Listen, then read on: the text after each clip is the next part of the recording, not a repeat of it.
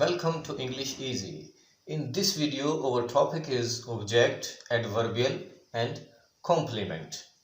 आमतौर पे यही समझा जाता है कि सेंटेंस में सब्जेक्ट और वर्ब के बाद आने वाली चीज़ ऑब्जेक्ट होती है, लेकिन वर्ब के बाद आने वाली चीज़ सिर्फ ऑब्जेक्ट ही नहीं हो सकती, बल्कि एडवर्बियल भी हो सकता है और कॉम्प्लीमेंट भी हो सकता है. It's mean that a verb can be followed by three things: an object, or an adverbial, or a complement, or one or more things can also be there after the verb. तो आइए इन मिसालों की मदद से हम object, adverbial और complement को समझने की कोशिश करते हैं. Sentence number 1, teaches. ये टीचेस वर्ब है. She teaches us and this us is object, क्योंकि ये टीचिंग का जो एक्शन है वो ट्रांसफ़र हो रहा है अस पे या इंग्लिश पे. ये दोनों ऑब्जेक्ट्स हैं. इस सेंटेंस में टीच के दो ऑब्जेक्ट्स मौजूद हैं. एक ऑब्जेक्ट डायरेक्ट होता है और एक इनडायरेक्ट ऑब्जेक्ट होता है. तो शी टीचेस अस इंग्लिश. तो सेंटेंस नंबर 1 में टीचेस के दो ऑब्जेक्ट्स मौजूद हैं. तो सेंटेंस 1 में हमारे पास ऑब्जेक्ट मौजूद है. सेंटेंस नंबर 2 में देखिए, I eat an apple daily. Eat action है और ये गवर्न कर रहा है, ये अफेक्ट कर रहा है एन एप्पल को. ये एक्शन एप्पल पे ट्रांसफ़र हो रहा है, खाने का अमल एप्पल पे हो रहा है. तो इस सेंटेंस में भी ऑब्जेक्ट मौजूद है. सेंटेंस नंबर 3 में देखिए, ही is a general manager. He is a general manager. इस सेंटेंस में देखिए, इस सेंटेंस में आपको कहीं वर्ब नज़र नहीं आ रहा सिवाय दिस हेल्पिंग वर्ब के इज हेल्पिंग वर्ब है. इसके बाद कुछ है but it's not object to any verb. Object नहीं है. जब ऑब्जेक्ट नहीं है इसको हम कहते हैं कॉम्प्लीमेंट. ये पार्ट क्या होता है? ये पार्ट एक्चुअली सब्जेक्ट के बारे में कुछ एक्स्ट्रा इन्फॉर्मेशन दे रहा होता है, कुछ फर्दर इन्फॉर्मेशन दे रहा होता है. तो सेंटेंस में वर्ब के बाद आने वाला वो पार्ट जो सब्जेक्ट के बारे में कुछ फर्दर एक्सप्लेन करे, कुछ फर्दर इन्फॉर्मेशन दे, उसे हम कहते हैं complement. Just like he is a general manager. In the same way sentence number 4, helping verb मौजूद है लेकिन मेन वर्ब कोई नहीं है. I am intelligent and brave.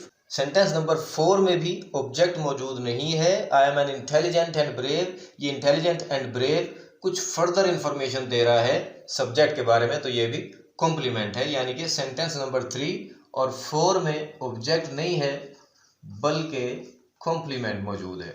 और याद रखिए कि कॉम्प्लीमेंट या नाउन हो सकता है या कोई एडजेक्टिव हो सकता है. सेंटेंस नंबर 3 में ही इज़ अ जनरल मैनेजर, यहाँ पे नाउन है, जबकि सेंटेंस नंबर 4 में आई am intelligent and brave. Sentence number 4 में ऑब्जेक्ट नहीं है लेकिन कॉम्प्लीमेंट के तौर पे एडजेक्टिव मौजूद है, और एक नहीं बल्कि 2 एडजेक्टिव्स मौजूद हैं.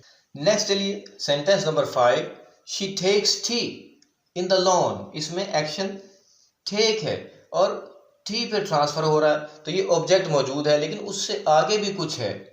इन the lawn it is a, in the lawn it is a PP prepositional phrase. In the lawn it is a PP and PP means prepositional phrase. ये prepositional phrase है. किसी सेंटेंस में जब वर्ब के बाद prepositional phrase आता है तो वो एक्चुअली adverb का काम करता है. तो the PP that works of an adverb is called adverbial. ऐसा prepositional phrase जो adverb का काम करे यानी वर्ब की वजाहत करे, ऐसे prepositional phrase को adverbial कहते हैं. तो सेंटेंस नंबर 5 में हमारे पास पहले ऑब्जेक्ट है लेकिन ऑब्जेक्ट के बाद एडवर्बियल मौजूद है.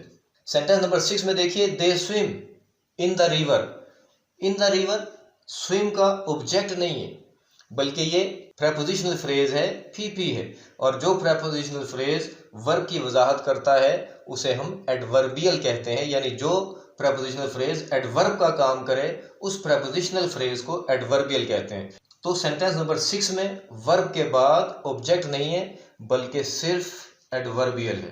सेंटेंस नंबर 7 में देखिए, जो आम तौर पर कंफ्यूजिंग सेंटेंस है जिससे बहुत सारे लोग कंफ्यूज हो जाते हैं। चिल्ड्रन गो टू स्कूल, ये जो टू स्कूल है ये इस गो का ऑब्जेक्ट नहीं है, बल्कि देखिए प्रेपोजिशन से शुरू हो रहा है तो ये भी फी यानी प्रेपोजिशनल फ्रेज है।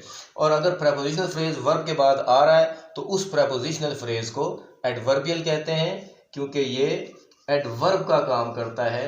हम इन तीनों चीज़ों को रिवाइज कर लेते हैं। अगर एक्शन ट्रांसफर हो रहा हो तो वर्ब के बाद ऑब्जेक्ट होगा, अगर एक्शन ट्रांसफर नहीं हो रहा तो फिर वहां पे ऑब्जेक्ट मौजूद नहीं है। नंबर 1 एंड 2 में एक्शन ट्रांसफर हो रहा है। फर्स्ट वन में टीचिंग एक्शन है वो अस और इंग्लिश पे ट्रांसफर हो रहा है, तो ये दोनों इसके ऑब्जेक्ट्स हैं। जबकि सेंटेंस नंबर 2 में ईट एक्शन है और ईटिंग का एक्शन एन एप्पल पे ट्रांसफर हो रहा है, तो ये ऑब्जेक्ट है।